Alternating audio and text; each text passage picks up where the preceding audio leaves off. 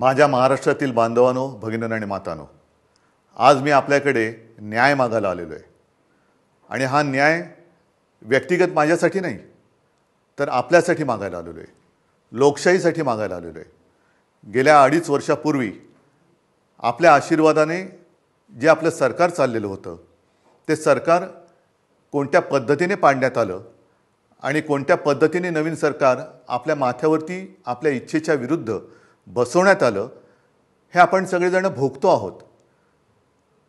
2.5 वर्ष झाली न्याय मागतो आहोत, अजूनही न्याय मिळत नाही आहे.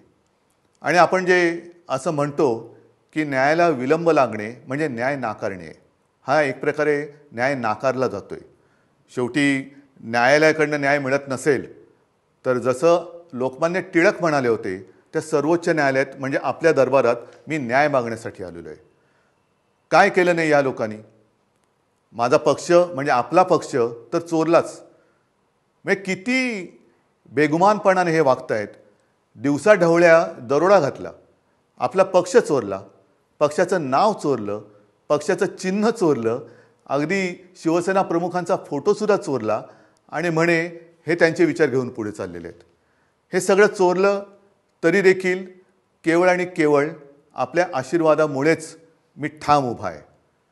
त्यांना जे काय वाटतंय की त्यांनी सगळं माझ्याकडनं चोरलं, कदाचित त्यांना ते चोरलं असं वाटत असेल, पण एक गोष्ट ते चोरू शकले नाही आणि चोरू शकत नाही, ते म्हणजे तुमचं प्रेम, तुमचा आशीर्वाद आणि तुमचा विश्वास. ह्या एकाच गोष्टीवरती मी बेबंदशाही विरुद्ध, होय, बेबंदशाही विरुद्ध लोकशाहीची लढाई लढतोय. आणि त्याच्यासाठी मला तुमचे आशीर्वाद पाहिजे. ही लढाई मला काही हवंय म्हणून नाही, तर माझ्या देशातली लोकशाही टिकवण्यासाठी मला तुमची सोबत पाहिजे. ह्या लढाईमध्ये केवळ माझ्या अस्तित्वाचा प्रश्न नाही आहे, तर महाराष्ट्राच्या अस्तित्वाचा प्रश्न आहे. महाराष्ट्राला लुटायचं काम सुरू आहे, महाराष्ट्राला गुलाम बनवण्याचं काम सुरू आहे आणि आपण ते डोळ्यादेखत होऊ द्यायचं? मला तरी नाही पटत हे. आणि म्हणून उतरा, सगळ्यांनी सहकुटुंब उतरा. आपल्या कुटुंबात जेवढे मतदार आहेत त्या सर्वांनी उतरा आणि जिथे जिथे आपले उमेदवार उभे आहेत त्यांना भरघोस मत द्या. मग निशाणी कोणती? बरोबर आहे, मशाल.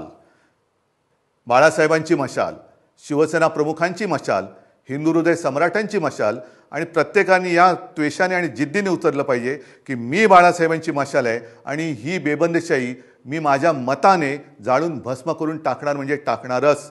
उतरा आणि जाळून भस्म करा. धन्यवाद. जय